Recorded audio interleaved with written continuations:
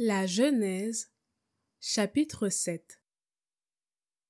Le Seigneur dit à Noé: Entre dans l'arche, toi et toute ta famille, car j'ai vu qu'au sein de cette génération, devant moi, tu es juste. De tous les animaux purs, tu prendras 7 mâles et 7 femelles. Des animaux qui ne sont pas purs, tu en prendras 2, un mâle et une femelle. Et de même, des oiseaux du ciel, 7 mâles et 7 femelles, pour que leur race continue à vivre sur la surface de la terre.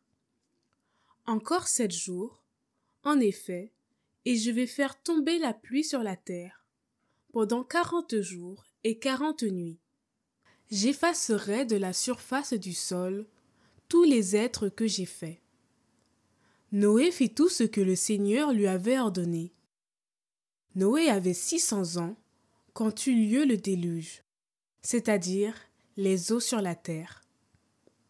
Noé entra dans l'arche avec ses fils, sa femme et les femmes de ses fils, à cause des eaux du déluge.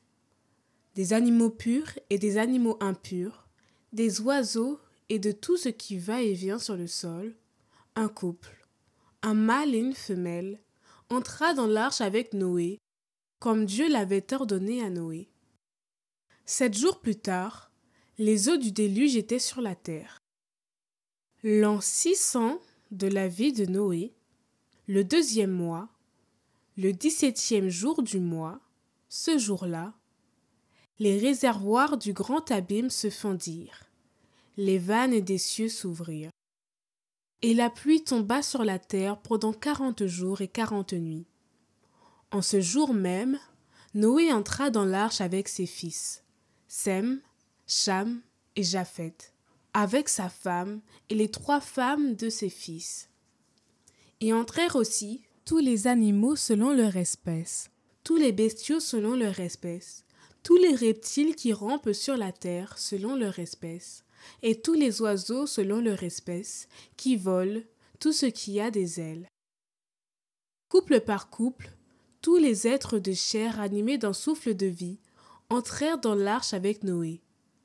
Ceux qui entraient, c'était un mâle et une femelle, de tous les êtres de chair, comme Dieu l'avait ordonné à Noé. Alors le Seigneur ferma la porte sur Noé. Et ce fut le déluge sur la terre pendant 40 jours. Les eaux grossirent et soulevèrent l'arche qui s'éleva au-dessus de la terre. Les eaux montèrent et grossirent beaucoup sur la terre, et l'arche flottait à la surface des eaux.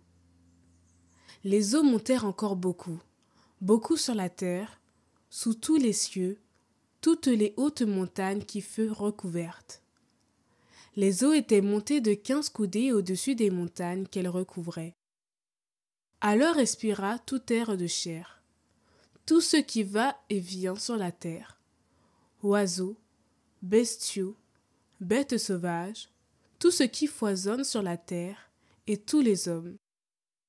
Parmi tout ce qui existait sur la terre ferme, tout ce qui avait en ses narines un souffle de vie mourut. Ainsi furent effacés de la surface des sols tous les êtres qui s'y trouvaient, non seulement les hommes, mais aussi les bestiaux, les bestioles et les oiseaux du ciel. Ils furent effacés de la terre. Il ne resta que Noé et ceux qui étaient avec lui dans l'arche. Et les eaux montèrent au-dessus de la terre pendant 150 jours.